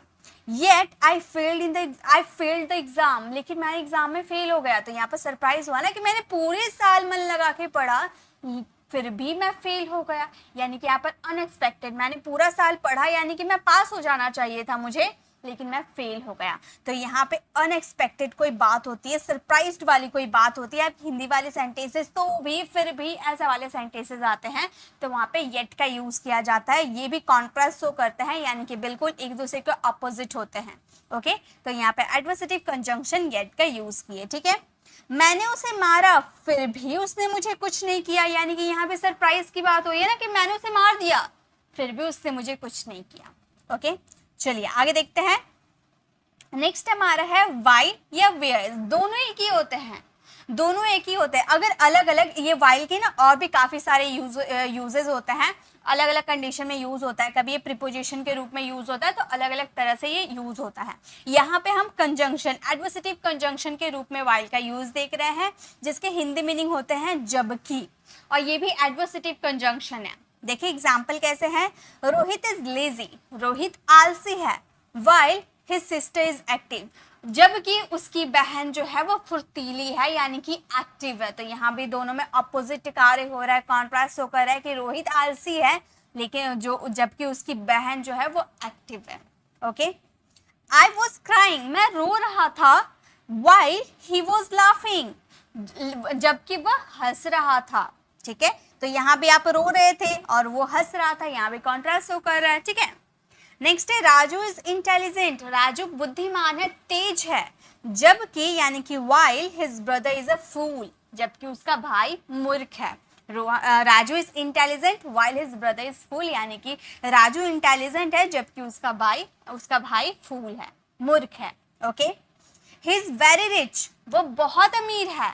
ठीक है, जबकि यानी कि while his brother is poor, उसका भाई गरीब है। यानी कि मान लो दोनों की शादी हो गई, दोनों अलग अलग हो गए हैं, तो एक भाई अमीर हो गया, एक भाई गरीब हो गया। ठीक है, तो ही इज वेरी रिच, वो बहुत अमीर है जबकि उसका भाई गरीब है, while his brother is poor. Okay, आपका सेंटेंस है होमवर्क के लिए, वह ईमानदार है जबकि उसका भाई बेईमान है। ये सेंटेंसेस आप फ्रेम कीजिएगा और इसका आंसर कमेंट में दीजिएगा। ओके, चलिए नेक्स्ट देखते हैं। नेक्स्ट क्या हमारे, सो गाइस अब है हमारे हाउएवर। हाउएवर का मतलब होता है तथापि, परंतु, हालांकि, यद्यपि, कितना भी, जो भी, जैसे भी, मगर, फिर भी, ये सारे हाउएवर के हिंदी मीनिंग होते हैं। यानी कि आप इसे ले लो या फिर बट को ले लो, दोनों लगभग सिमिलर होते हैं। ठीक है, हाउएवर या बट दोनों सिमिलर होते हैं, बस थोड़ा सा फर्क क्या है। हाउएवर का यूज हमेशा आप सेंटेंसेस को देखिएगा स्टार्टिंग में आप यूज करते हो, बट का यूज आपने अक्सर देखा होगा। जैसे कि मैं बट के यूजेस पे आपको दिखाती हूँ। जैसे हम लोगों ने यहाँ पर बट का यूजेस देखा था, तो आपने हर जगह देखा था ना, यहाँ बट का यूज हुआ है, यहाँ है, यहाँ है और यहाँ है। कहीं भी आप स्टार्टिंग में बट का यूज देखे हो क्या?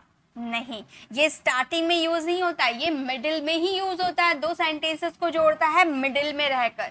लेकिन ये जो हाउएवर है ना, ये मिडिल में नहीं रहता है, ये हमेशा आपका सेंटेंसेस का स्टार्टिंग में आप देख सकते हो, एंड में भी देख सकते हो, लेकिन मिडिल में नहीं देखने को मिलेगा। ओके, जैसे सेंटेंसेस, इसके हिंदी मीनिंग ये सारे होते हैं, ये लगभग बट की तरह ही वर्क करता है, लेकिन अब मैंने जो कंडीशन बताया ना वैसे आप यूज कीजिएगा। ठीक है, बट का यूज मिडिल में कीजिएगा, हाउएवर का स्टार्टिंग में कीजिएगा।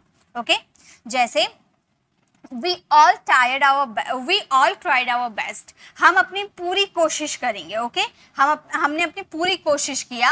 however we lost the game, फिर भी हम हार गए, है ना। हमने अपनी पूरी कोशिश की फिर भी हम हार गए। we all tried our best, however यानी कि फिर भी we lost the game, हम गेम हार गए। Okay, she leaves her bedroom window open, however cold it is, यानी कि ठंड होने के बावजूद भी, या फिर ठंड होने पर भी, चाहे कितना भी ठंड हो, चाहे कितना भी ठंड हो, वो अपने बेडरूम का विंडो खुला रखती है, चाहे कितना भी ठंड हो। तो कितना भी, यद्यपि, हालांकि, परंतु, तथापि, जो भी, जैसे भी, मगर, फिर भी, जो भी हिंदी वाले सेंटेंसेस में हाउएवर का यूज करते हैं। ओके, ये भी सेंटेंसेस के मिडिल में नहीं कहा जाएगा, ये आपका सेंटेंसेस के स्टार्टिंग में किया जाएगा। ये आप चाहे तो यहाँ भी यूज कर सकते हो, चाहे कितना भी ठंड हो फिर भी वो अपने बेडरूम का विंडो खुला रखती है। इट स्टार्टेड रेनिंग, मतलब बारिश होने लगी। ठीक है, बारिश होने लगी। However I wanted to go to the park, लेकिन फिर भी मैं पार्क जाना चाहता था। ठीक है, बारिश होने लगी फिर भी मैं पार्क जाना चाहता था। It started raining how I wanted to go to the park. Okay, एक सेंटेंस आप लोगों के लिए है, वो अमीर है फिर भी वो खुश नहीं है। ठीक है, तो जैसे आपने हाव का यूज किया, बट का भी यूज वैसे ही सिमिलर कंडीशन में किया जाता है, बस थोड़ा सा डिफरेंस होता है, बट का यूज हमेशा मिडिल में किया जाता है। तो ये सेंटेंस आप फ्रेम करना और इसका आंसर कमेंट में देना। ओके, चलिए आगे देखते हैं। नेक्स्ट हमारा है नेवरथलेस। नेवरथलेस यूज करो या फिर इसकी जगह आप ये भी यूज कर सकते हो नॉनथलेस। नॉनथलेस का यूज करो या नेवरथलेस का यूज करो, दोनों का हिंदी मीनिंग होता है इसके बावजूद भी। देखिए हिंदी मीनिंग आप देखने जाओगे ना, हिंदी मीनिंग सबके सिमिलर होते हैं, सबके, थोड़ा बहुत कंडीशन, थोड़ा बहुत सिचुएशन में चेंजेस होता है। ठीक है, नेवरथलेस यूज करो या नॉनथलेस यूज करो, दोनों का हिंदी मीनिंग होता है इसके बावजूद भी। जैसे ही वॉज इल, वह बीमार था। Nevertheless he went to office, फिर भी या फिर इसके बावजूद भी वो ऑफिस गया। हिंदी मीनिंग कुछ भी निकाल सकते हो आप। ठीक है, ही वॉज इल, वह बीमार था। नेवरथलेस या फिर यहाँ पे हम क्या यूज कर सकते हैं, हम यहाँ पर नॉनथलेस का भी यूज कर सकते हैं। ठीक है, हम इसे नॉनथलेस का भी यूज करके बना सकते हैं। हम बोल सकते हैं he was ill nonetheless he went to office, यानी कि वो बीमार था इसके बावजूद भी वो ऑफिस गया। ओके, नेक्स्ट है ही वॉज वेरी इंटेलिजेंट, वह बहुत इंटेलिजेंट है। ठीक है, nevertheless he failed the exam, फिर भी या इसके बावजूद भी वो एग्जाम में फेल हो गया। ठीक है, ही इज वेरी इंटेलिजेंट या फिर नॉनथलेस का भी यूज कर सकते हो, नेवरथलेस की जगह हम नॉनथलेस का भी यूज कर सकते हैं। He is very intelligent nevertheless he failed the exam, वह बहुत बुद्धिमान है इसके बावजूद भी वो एग्जाम में फेल हो गया। इट वॉज अ कोल्ड, मतलब उसे कोल्ड थी, जुकाम थी। Nevertheless he didn't where jacket, इसके बावजूद भी उसने जैकेट नहीं पहना। तो यहाँ भी अपोजिट कार्य हो रहा है, यहाँ भी कॉन्ट्रैक्ट हो रहा है। एक तरफ तो उसे ठंड है, उसे जुकाम है, और दूसरी तरफ उसने जैकेट नहीं पहना, यानी कि इसमें भी एडवर्सेटिव कंजंक्शन लगेंगे। तो यानी कि जो आपका अपोजिट कार्य करता है, यानी कि आपके सेंटेंसेस में विरोधाभास, कॉन्ट्रास्ट शो करता है, उसमें हम एडवर्सेटिव कंजंक्शन का यूज करते हैं। इट वॉज अ कोल्ड, उसे जुकाम थी, या फिर यहाँ पर नॉनथलेस का भी यूज कर सकते हैं। He didn't wear a jacket, उसने जैकेट नहीं पहनी। ओके, वह बहुत थका हुआ था इसके बावजूद भी वो चलता रहा। ये सेंटेंस आप फ्रेम कीजिएगा और इसका आंसर कमेंट में दीजिएगा। ओके, चलिए आगे बढ़ते हैं। नेक्स्ट हमारा कंजंक्शन है ऑल्दो या दो। ऑल्दो यूज करो या दो यूज करो, दोनों एक ही है, दोनों में कोई डिफरेंस नहीं है। लेकिन एक चीज मैं आपको बता देती हूँ कि दोनों जब यूज करते हो, ये तो स्टार्टिंग में आपके यूज हो जाता है, स्टार्टिंग में यूज करो या मिडिल में भी ये यूज हो जाते हैं। अगर आप इसे मिडिल में यूज करोगे, जैसे यहाँ पर आपका एक सेंटेंस हो गया, आप मिडिल में इसका यूज करोगे, उसके बाद आपका अदर सेंटेंसेस आ जाता है। ठीक है, लेकिन अगर आप इसका यूज स्टार्टिंग में कर रहे हो, उसके बाद आपका एक सेंटेंस आता है, फिर दूसरा सेंटेंस आता है, तो वहां पे आप कॉमा लगा के दूसरा सेंटेंस यूज कर दो, या फिर आप ऑल्दो दो का यूज करो, फिर अपना सेंटेंस लगाओ और यहाँ पर येट का यूज करके नेक्स्ट सेंटेंस बनाओ। ठीक है, तो यहाँ पे मैंने ये कहना चाहा आप लोगों को कि आप ऑल्दो दो का यूज तो करते हो, लेकिन उसके बाद या तो आप बीच में कॉमा का यूज करो या येट का यूज करो, दोनों ही इक्वल है। आप कॉमा, सिंपली कॉमा का यूज कर सकते हो, या अगर आप कॉमा ना लगाकर येट का भी यूज करते हो तो भी कोई गलती नहीं होगी, दोनों सही होगा। ठीक है, इसका हिंदी मीनिंग होता है हालांकि या होते हुए भी। आप ऑल्दो दो या फिर इवन दो, एक और हमारा कंजंक्शन होता है एडवर्सेटिव कंजंक्शन, ये भी होता है इवन दो। ठीक है, ये तीनों हिंदी मीनिंग एक ही होते हैं, तीनों के हिंदी मीनिंग अलग होते हैं। लेकिन अगर हम बात करें इवन दो का, तो ये थोड़ा सा अलग होता है, क्योंकि ये सेंटेंसेस में फोर्स शो करता है।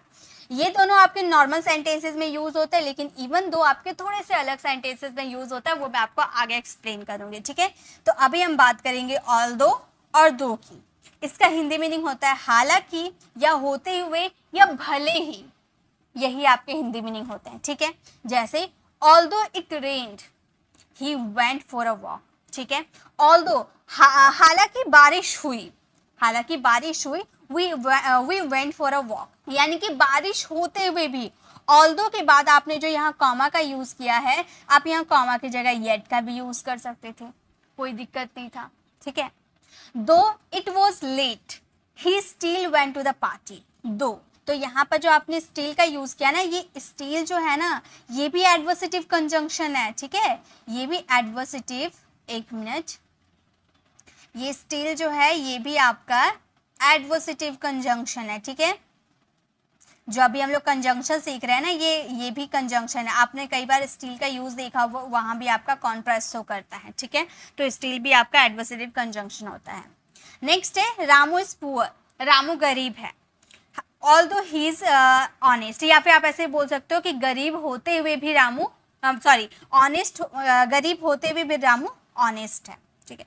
इस तरह से आप बहुत सारे सेंटेंसेस बना सकते हैं। हालांकि वह गरीब है फिर भी वह ऑनेस्ट है, आप ऐसे सेंटेंसेस बना सकते हो, ठीक है। ये ऑल्दो का यूज आप स्टार्टिंग में भी कर सकते हो एज योर चॉइस, ठीक है।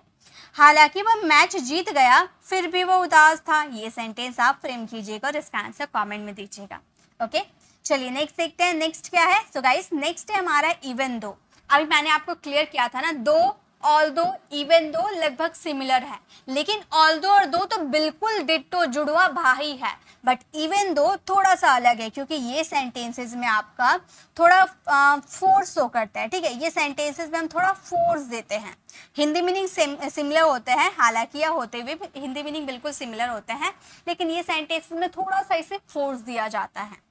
Even though they were millionaires they drive old car, हालांकि वो बहुत ही करोड़पति है, हालांकि वो करोड़पति है फिर भी वो पुरानी कार को चलाता है। तो यहाँ पे थोड़ा फोकस दिया जा रहा है, सेंटेंस में थोड़ा फोर्स दिया जा रहा है कि हालांकि वो बहुत ही करोड़पति है, हालांकि वो करोड़पति है लेकिन वो ओल्ड कार ही चलाते हैं, ओके।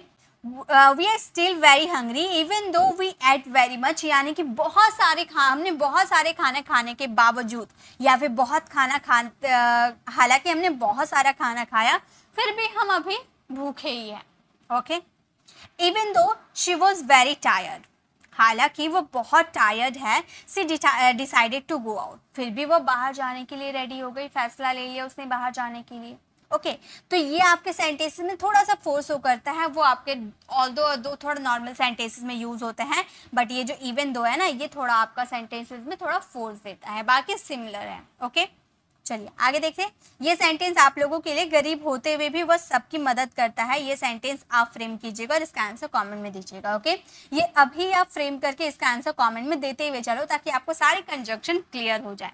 लास्ट हमारा एक और कंजंक्शन बच जाता है इवन इफ, इसका भी यूज बहुत ज्यादा किया जाता है, इसका भी हिंदी मीनिंग सिमिलर होते हैं के बावजूद भी, बट इसका यूज हम फ्यूचर कंडीशन के लिए करते हैं, ओके। फ्यूचर कंडीशन के लिए हिंदी मीनिंग सेम होते हैं के बावजूद भी, जैसे even if you forget me I will never forget you, यानी कि भले वह मुझे भूल गया इसके बावजूद भी मैं उसे नहीं भूलूंगा, ओके।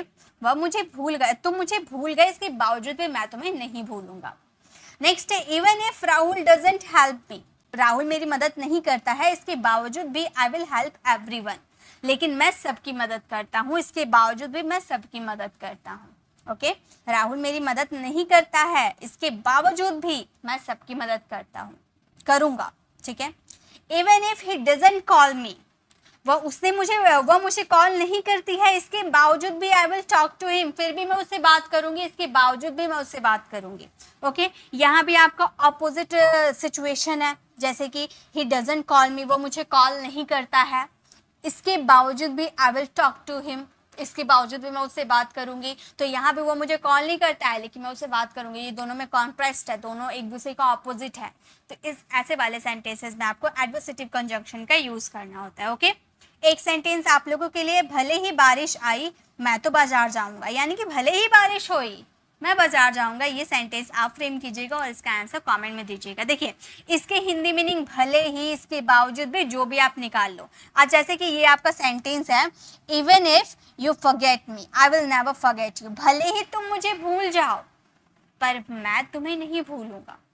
भले ही राहुल मुझे कॉल नहीं करता है, भले ही राहुल मेरी मदद नहीं करता है, मैं तो सबकी मदद करूंगा। भले ही वो मुझे कॉल नहीं करती है पर मैं उससे बात तो करूंगा, ठीक है। तो इस तरह से आपका सेंटेंसेस भले ही निकालो या के बावजूद भी, डजंट मैटर, लेकिन ये फ्यूचर कंडीशन के लिए शो करता है। देखिए आपके सेंटेंसेस फ्यूचर में है ना, फ्यूचर कंडीशन को शो करता है। इवन, इवन का मतलब होता है तक, तो जहां भी हिंदी वाले सेंटेंस में आपका तक आएगा वहां पे क्या आपको यूज करना है, इवन का यूज करना है। देखिए सेंटेंसेस बनाना काफी इजी होता है, आप बस ध्यान दीजिएगा। जैसे मैं तुम्हें जानता तक नहीं हूँ, आप बहुत सारे सेंटेंसेस ऐसे बोलते हो ना, भाई मैंने तुम्हारे पैसे तक नहीं लिए हैं, मैंने उसकी मदद तक नहीं की है। तो तक वाले जो सेंटेंसेस होता है, तक के सेंस में आपको क्या यूज करना है, इवन का यूज करना है। ओके, जैसे मैं तुम्हें जानता तक नहीं हूँ, even I don't know, even I don't know, मैं तुम्हें जानता तक नहीं हूँ। वैसे ही मैंने उसे बुलाया तक नहीं, वो फिर भी मुंह उठाकर आ गया, मैंने उसे बुलाया तक नहीं। तो इसे हम कैसे बोलेंगे, सबसे पहले तक के सेंस में आपको इवन का यूज कर देना है। मैंने उसे बुलाया नहीं, इसके लिए ये सेंटेंसेस आपका पास्ट सिंपल नेगेटिव हो गया, ये आपका पास्ट सिंपल का नेगेटिव सेंटेंस है। तो आप बोलोगे आई डिडंट, डिड नॉट का कॉन्ट्रैक्शन में आप यूज कर दो या अलग अलग यूज करो, आपके ऊपर है। Even I didn't call him, even I didn't call him, मैंने उसे बुलाया तक नहीं। वैसे ही उसने मुझसे पूछा तक नहीं। ये सेंटेंसेस आप मेरे साथ बनाते हुए चलो, इससे आपकी प्रैक्टिस हो जाएगी। कैसे बोलेंगे, देखिए एक बात और मैं आपको बता दूं, ये जो इवन है ना, इसका यूज आप स्टार्टिंग में करो या मिडिल में करो, बात एक ही है, उससे कोई दिक्कत नहीं है। ठीक है, तो स्टार्टिंग में भी कर सकते हो, बीच में भी कर सकते हो। तो आप ये सेंटेंसेस को इस तरह से भी बोल सकते हो, even he didn't ask me, या फिर ये सेंटेंसेस आप इस तरह से भी बोल सकते हो, he didn't even ask me, even ask me। तो आपके पास दोनों ऑप्शन है, आप दोनों में से कैसे भी, जिसमें आप कंफर्टेबल हो, इवन का यूज स्टार्टिंग में कर सकते हो या फिर हेल्पिंग वर्ब के जस्ट बाद भी कर सकते हो। ओके, तो वो आपके ऊपर है। तो इवन का मतलब होता है तक, तो अब आपको याद क्या रखना है, जहां भी तक आएगा वहां पे आपको इवन यूज कर देना है। ओके, चलिए नेक्स्ट, पहला कंजंक्शन हम लोगों ने कवर कर लिया। अब नेक्स्ट है दैट्स वाई। दैट्स वाई का मतलब होता है इसीलिए। यहाँ पे आप वाई का यूज क्या होता है, ये WH फैमिली वर्ड्स है। वाई का यूज मतलब होता है क्यों, जब हम किसी रीजन की बात करते हैं ना, जब हम रीजन की बात करते हैं तब हम वाई का यूज करते हैं। तो सेम ये भी वही है, दैट्स वाई यानी कि इसीलिए, यहाँ पर किसी रीजन की बात होगी। जैसे मैंने आपसे पूछा कि आप इंग्लिश क्यों सीखते हो, तो आपके पास रीजन होगा कि आपको जॉब चाहिए, इसीलिए आप अंग्रेजी सीख रहे हो। तो आप बोलोगे ना कि मुझे जॉब नहीं मिल रही है, मुझे जॉब चाहिए इसीलिए मैं अंग्रेजी सीख रहा हूँ। तो इसीलिए आपके पास रीजन है, वो काम करने का रीजन है, तो रीजन के लिए दैट्स वाई का यूज किया जाता है। Got it. तो कैसे बोलेंगे, इसीलिए मैं आया, वह मुझसे मिलने नहीं आया हॉस्पिटल में, इसीलिए मैं उससे मिलने आया, मैं देखने आया कि वो क्या कर रहा है, इसीलिए मैं आया, दैट्स वाई आई कैम। तो आपका फर्स्ट सेंटेंस कुछ भी हो सकता है, आप अपने अकॉर्डिंग यूज करना, आप अपने ग्रामर के अकॉर्डिंग, और जहां भी इसलिए आएगा वहां पे दैट्स वाई का यूज कर देना। ओके, इसीलिए उसने पूछा, बताइए कैसे बोलेंगे, इसीलिए उसने पूछा, कैसे बोलेंगे, इसीलिए के लिए दैट्स वाई का यूज करेंगे। That's why he asked, that's why he asked मतलब इसीलिए उसने पूछा। इसीलिए मैंने बोला, चलिए सेंटेंसेस पहले आप बनाओ। इसीलिए मैंने बोला, क्या हम बोलेंगे, आप मेरे साथ बनाते हुए चलो। इसीलिए मैंने बोला, हम बोलेंगे that's why I speak. Speak no, spoke verb का सेकेंड फॉर्म, पास्ट सिंपल है ना, इसीलिए। दैट्स वाई आई स्पोक, इसीलिए मैंने बोला। ओके, तो इस तरह से आप यूज करना, जब भी आपका कोई रीजन के लिए आप यूज करते हो इसीलिए का, तो वहां पर दैट्स वाई का यूज होगा। तो सेकंड नंबर स्ट्रक्चर भी, सेकंड नंबर हमारा कंजंक्शन भी हो गया कंप्लीट। थर्ड देखिए हमारा क्या कंजंक्शन है, as soon as. As soon as यानी कि जैसे ही, मतलब एक कार्य होगा और एक कार्य जैसे ही फिनिश होगा दूसरा कार्य स्टार्ट हो जाएगा। जैसे ही, जैसे आपका सेंटेंस, जैसे ही मैं वहां गया सब रोने लगे, यानी कि मेरा जाने का काम जैसे कंप्लीट हुआ तब तक रोने वाला एक्शन स्टार्ट हो गया, है ना। कि ऐसे भी बोल सकते हैं, जैसे मैंने देखा वो भाग गया। तो जैसे मैंने देखा यानी कि देखने का काम हमारा हुआ, वैसे वो भाग गया, दूसरा एक्शन भी कंप्लीट हुआ। समझ में आ रहा ना कैसे हम बोले। यहाँ पर दो कार्य होता है, जैसे पहला कार्य कंप्लीट होता है वैसे सेकंड कार्य होता है। ओके, जैसे ही मैं गया सब रोने लगे, as soon as I went, as soon as I went past simple का सेंटेंस है, सब रोने लगे, all started crying, all started crying. और जहां भी स्टार्ट, कीप ऐसे सारे वर्ड्स आते हैं उसके बाद आपका वर्ब हमेशा आईएनजी वाली फॉर्म आती है, ठीक है।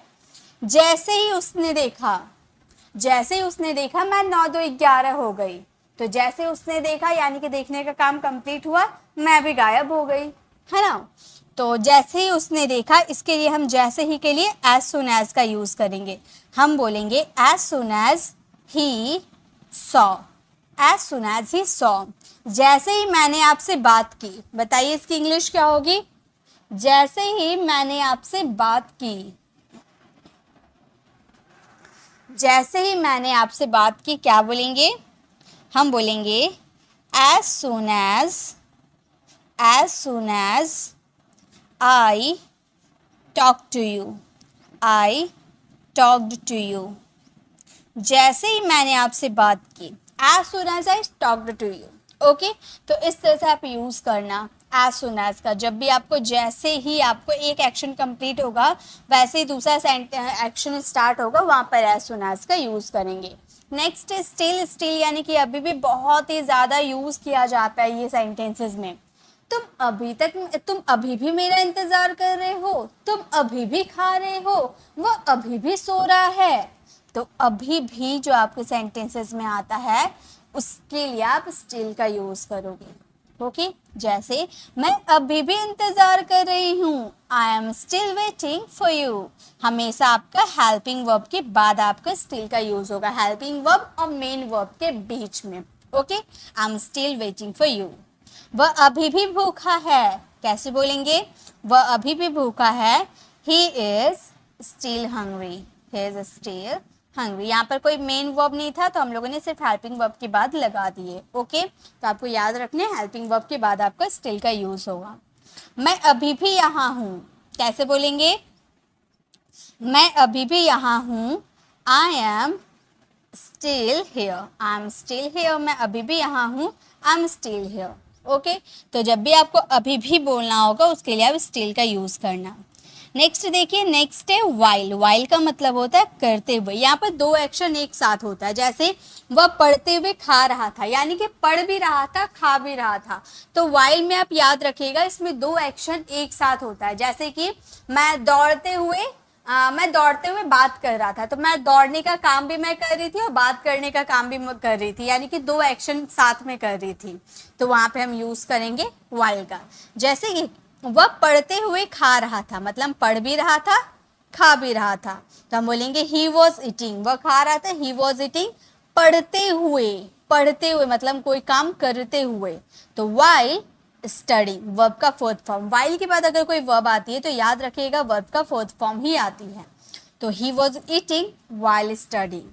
मैं सोते हुए गा रहा था, तो मैं गा रहा था, इसके लिए हम पहले बोलेंगे आई वॉज सिंगिंग। मैं गा रहा था, आई वॉज सिंगिंग सोते वक्त, यानी कि वाइल स्लीपिंग। मैं सोते वक्त गा रहा था, I was singing while sleeping. वह बोलते हुए खा रही थी, देखिए ये बोल भी रही थी और खा भी रही थी, दो एक्शन साथ में कर रही थी। क्या बोलेंगे? वह बोलते हुए खा रही थी। पहले आप बनाओ, क्या बोलेंगे? वह बोलते हुए खा रही थी। हम बोलेंगे she was eating while speaking, she was eating while speaking। वह बोलते हुए खा रही थी, she was eating while speaking। तो जब भी आप कोई काम करते हुए दूसरा काम आप करते हो तो वहाँ पे आप while का यूज़ करना वर्ब के फोर्थ फॉर्म के साथ। Got it? चलिए आगे देखते हैं। नेक्स्ट हमारा है दैट्स वेयर। दैट्स वेयर यानी कि वही तो। और वेयर का यूज़ कहाँ होता है? ये WH फैमिली वर्ड्स है। वेयर का यूज़ प्लेस के लिए होता है, वैसे ही दैट्स वेयर का भी यूज़ प्लेस के लिए होता है। जैसे आपने अपने दोस्त से पूछा तुम अंग्रेजी कहाँ सीखते हो, तो आप बोले मैं तो अंग्रेजी वहीं सीखता हूँ जहाँ आप सीखते हो। तो वहीं सीखता हूँ, वहीं तो हम खड़े थे, वही तो हम अंग्रेजी सीख रहे थे, वही तो राहुल रहता है। वही तो यानी कि जब आप किसी प्लेस की बात करोगे और वही तो आपके हिंदी वाले सेंटेंस में आएगा, यही तो, वही तो, जो भी। बट अगर आप प्लेस की बात करोगे तो दैट्स वेयर का यूज होगा। ओके, वही तो हम खड़े थे, that's where we were standing, that's where we were standing. वही तो मैं जा रहा था, वही तो मैं जा रहा था, तो बोलेंगे दैट्स वेयर, दैट्स वेयर, वहीं तो के लिए दैट्स वेयर मैं जा रहा था, आई वॉज गोइंग, मैं जा रहा था, आई वॉज गोइंग, वहीं तो मैं जा रहा था, that's where I was going. Okay, तो इस तरह से दैट्स वेयर का यूज करेंगे। नेक्स्ट है वहीं तो मैं पढ़ता हूँ, वहीं तो मैं पढ़ता हूँ, इसकी इंग्लिश क्या बनेगी जल्दी से बताइए।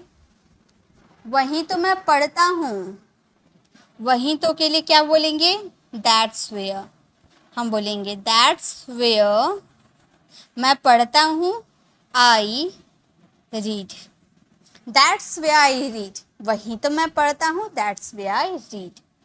तो दैट्स वेयर जब आप प्लेस की बात करोगे तब वहाँ पर दैट्स वेयर का यूज करना।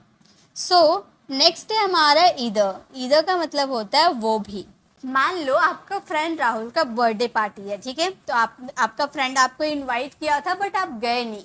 नेक्स्ट डे जब आप स्कूल गए तब आपका फ्रेंड आपसे बोल रहा था कि आप तो नहीं आए, वो भी नहीं आया, मतलब आपका कोई दूसरा फ्रेंड था तो आप उसे बोल रहे हैं तो आप तो नहीं आए, वो भी नहीं आया, यानी कि आप भी ये काम नहीं किए, वो भी ये काम नहीं किया। तो ये वाला सेंटेंस के लिए ईदर का यूज होता है। जैसे वह भी नहीं आया, आप तो नहीं आए, वह भी नहीं आया, तो वह भी यानी कि he didn't come either, वह भी नहीं आया, he didn't come either।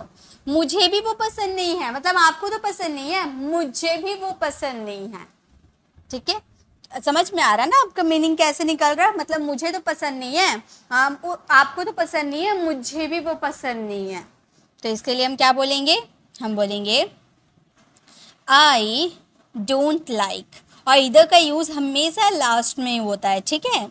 I don't like that इधर, आई डोंट लाइक दैट इधर, मुझे भी वो पसंद नहीं है, आई डोंट लाइक दैट इधर। मैं वो भी नहीं करूँगा, मतलब मैं खाना तो नहीं बनाऊंगी, मैं वो भी नहीं करूँगी जो मुझे आपने काम दिया, तो मैं वो भी नहीं करूँगी, इसके लिए ईदर का यूज़ करेंगे। हम बोलेंगे I want do that, I won't do that either, I don't do that, I won't do that either। Okay, मतलब मैं वो भी नहीं करूँगी। तो इधर का मतलब होता है वो भी, ईदर या आइदर, बात एक ही है। ओके, नेक्स्ट नाइदर नॉर, ना ये ना वो, मतलब ना ये मुझे पसंद आया ना वो पसंद आया, ना ये गाना गाएगा ना वो गाना गाएगा, तो ना ये ना वो, नाइदर नॉर। देखिए कैसे, ना वो आया ना मैं आया, neither he cam nor I came, neither he come nor I came.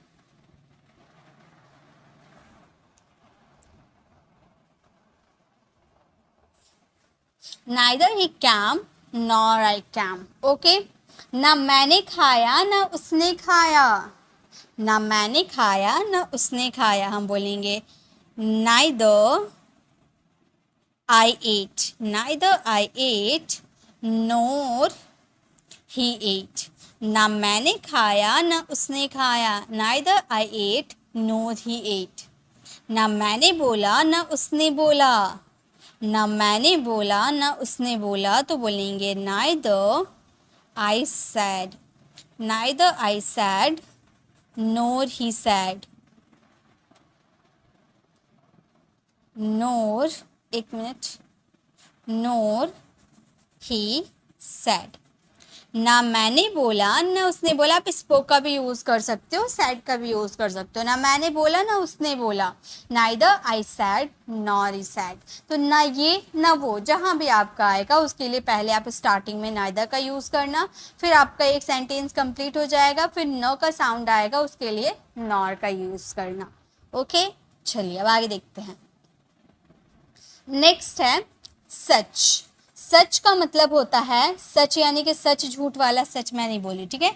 सच का मतलब होता है ऐसी या ऐसा या ऐसे। जैसे आप बोलते हैं ना मुझे ऐसे लोग बिल्कुल पसंद नहीं है, मुझे ऐसे बच्चे बिल्कुल पसंद नहीं है, तो ऐसा ऐसी के लिए हम सच का यूज़ करते हैं।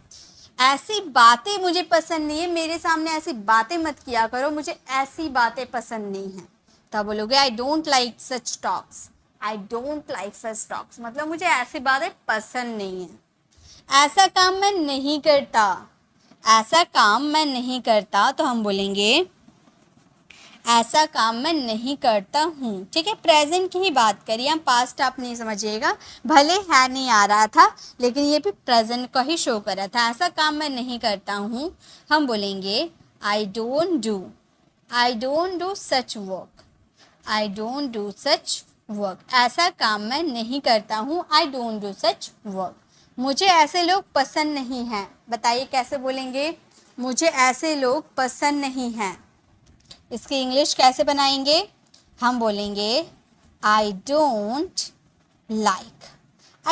Like such people, I don't like such people. मुझे ऐसे लोग पसंद नहीं है, I don't like such people. Okay, तो ऐसा या ऐसी आएगा, उसके लिए सच का यूज़ करना है। नेक्स्ट है ऑल्दो का मतलब होता है हालांकि। ऑल्दो मीन्स हालांकि, जैसे कि हालांकि वो मुझे जानता है, हालांकि मैं उसके घर नहीं गया, तो जहाँ भी हालांकि आएगा उसके लिए ऑल्दो या दो का यूज़ कर देना। हालांकि वो जानता है, ऑल्दो ही नोज। हालांकि वो गया है, हालांकि वो गया है, क्या बोलेंगे, हम बोलेंगे although he has gone, although he has gone. यहाँ मैं आप लोगों को ये सारे वर्ड कंजंक्शन के रूप में मैं नहीं बता रही हूँ, ये मैं आपको सिर्फ वर्ड मीनिंग के तौर पे याद करवा रही हूँ। हम कंजंक्शन के तौर पे नहीं, सिंपल वर्ड मीनिंग के तौर पे समझ रहे हैं, क्योंकि कंजंक्शन देखने में हार्ड लगता है, इसीलिए हम याद नहीं कर पाते। वर्ड मीनिंग रहेगा तो हम रट रट के याद कर लेंगे, तो आप वर्ड मीनिंग की तरह ही इसे याद कर लो। उसके बाद इसकी कुछ हार्ड लेवल वाले मैं सेंटेंसेस लेकर आऊँगी, उनमें आपको बड़े बड़े सेंटेंसेस जोड़ के बताऊंगी। ओके, ये बस आप लोग के लिए थोड़ी सी प्रैक्टिस के लिए है, ताकि आप वर्ड मीनिंग की तरह से समझकर इसे फ्रेम करो, इसे सेंटेंसेस। ओके, हालांकि हमारी बातें हो चुकी है, हम बोलेंगे although we have talked, although we have talked. हालांकि हमारी बात हो चुकी है, ऑल्दो वी हैव टॉक्ड। वैसे ही नेक्स्ट है दैट्स वेयर का मतलब होता है यही तो या वही तो, या किसी इशू किसी मैटर के बारे में बात करेंगे। ये मैंने आपको ये शायद हाँ ये हम लोगों ने एडवांस इंग्लिश स्ट्रक्चर वाली वीडियोस में देखा है। दैट्स व्हाट, कोई इशू कोई मैटर की बात करेंगे तब हम यूज़ करेंगे। जैसे यही तो मैंने बोला, मतलब कोई बात है, ठीक है, कोई बात है, तो आप कोई दूसरा पर्सन आपको वो बात बता रहा है, तो आप बोले यही तो मैंने रोहन को समझाया था, मतलब यही बात तो मैंने रोहन को समझाया था। ओके, तो यही तो मैंने बोला, that's what I said, that's what I said, यही तो वह बोल रहा था, यही तो वो बोल रहा था, मतलब कोई इशू है, कोई बात है, कोई मैटर है, उसके बारे में यही तो या वही तो के लिए दैट्स व्हाट का यूज़ करेंगे। That's what he was speaking, that's what he was speaking, वही तो मैं बोल रहा था, that's what he was speaking, वही तो मैंने उससे कहा था, वही तो मैंने उससे कहा था, तो बोलेंगे that's what I told him, that's what I told him, वही तो मैंने उससे कहा था, that's what I told him। Next है अब हमारा इवन देन का मतलब होता है फिर भी उसने खाना नहीं खाया, फिर भी तुमने उससे बात नहीं की, फिर भी वो मुझसे पे गुस्सा हो रहा था, फिर भी जहाँ आएगा इवन देन का यूज़ करना। फिर भी मैंने खाया, खाना बहुत ख़राब बना था, फिर भी मैंने खाया, इवन देन आई एट, फिर भी उसने पूछा था, उसे सब पता था, फिर भी उसने पूछा, इवन देन ही आस्क्ड, फिर भी उसने पूछा। फिर भी वह सो रही है, हम बोलेंगे even then she was sleeping, she was sleeping, even then she was sleeping, मतलब फिर भी वह सो रही थी।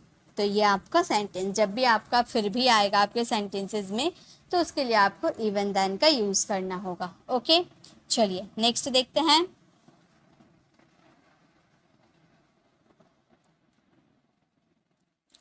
अब है एज गुड एज।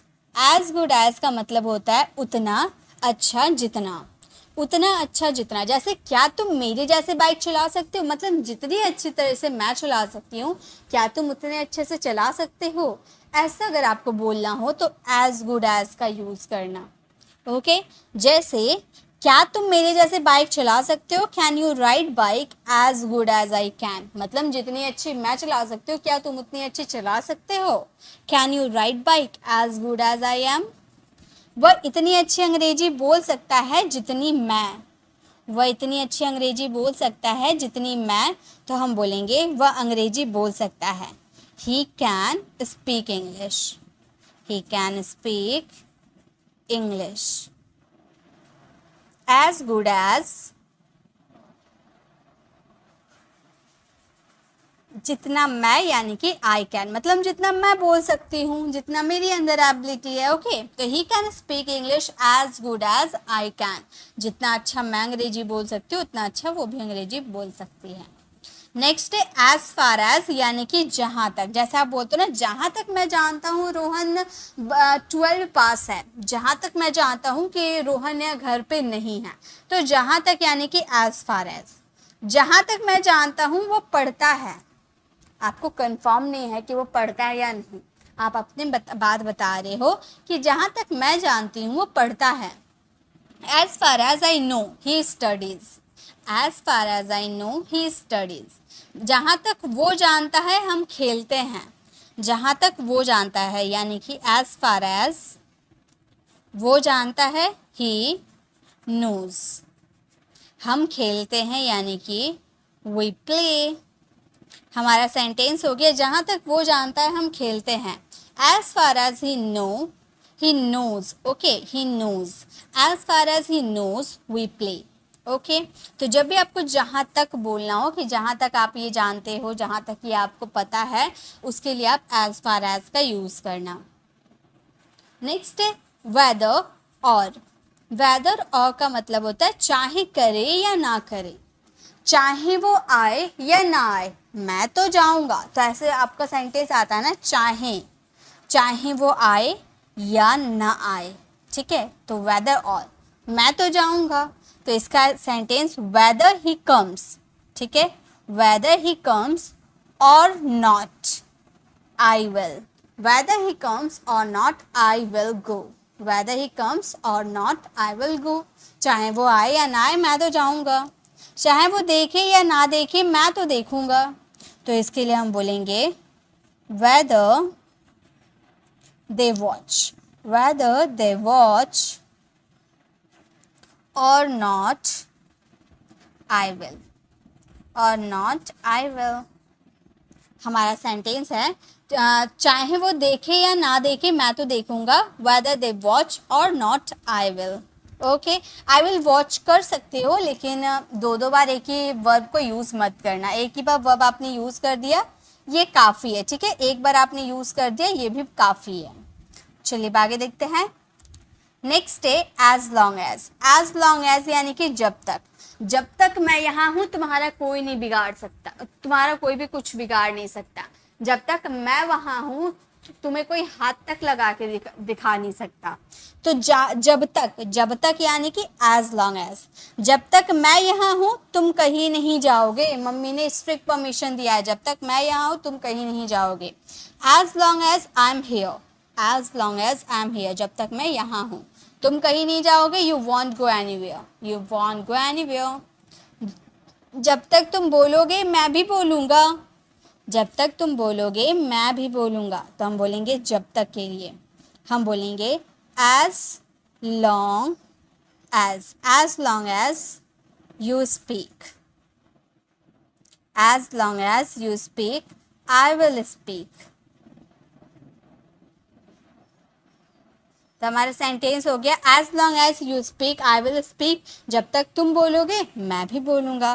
तो जब भी आपके सेंटेंस में जब तक आएगा तो उसके लिए आपको एज लॉन्ग एज का यूज़ करना है। सो लास्ट हमारा कंजंक्शन है नॉट ओनली बट ऑल्सो। ना ये पर वो भी।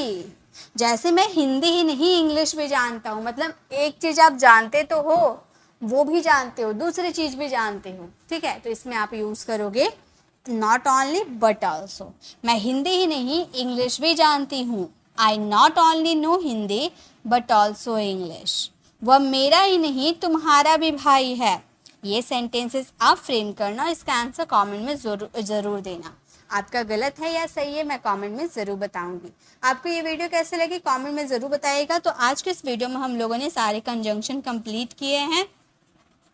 आपका क्या काम है इसे अच्छे से प्रैक्टिस करना, क्योंकि बिना प्रैक्टिस के कुछ भी पॉसिबल नहीं है। इसकी पीडीएफ आपको मेरी Telegram channel pre English classes पे मिल जाएगी। पीडीएफ डाउनलोड कीजिएगा और इसे अच्छे से प्रैक्टिस कर लीजिएगा। 100% आपको ये कंजंक्शन समझ में आ जाएंगे, क्योंकि बहुत से ईजी कंजंक्शन थे जो हमारी लाइफ में काम भी आते हैं। सो अगर आपको ऐसी और भी वीडियोस चाहिए या फिर कंजंक्शन का जो बाकी हिस्सा बच गया वैसा भी वीडियो अगर आपको चाहिए तो लेफ्ट साइड क्लिक करके आप हमारे 1.5 घंटे वाले कंजंक्शन की वीडियोस को विजिट कर सकते हो, और राइट साइड क्लिक करके आप हमें 10 डेज वाली लाइव क्लास में ज्वाइन कर सकते हो, जिसमें हम 10 दिनों में इंग्लिश बोलना सीखेंगे। अगर आप हमारे चैनल पर नए हो, मेरे पढ़ाने का तरीका आपको पसंद आए तो सब्सक्राइब कराने वाले बेल आइकन को ज़रूर प्रेस करें, ताकि रोज़ आने वाली वीडियोस की नोटिफिकेशन आपको समय पर मिलती रहे। मिलते हैं नेक्स्ट ऐसे इन्फॉर्मेटिव वीडियोस के साथ, तब तक के लिए कीप लर्निंग।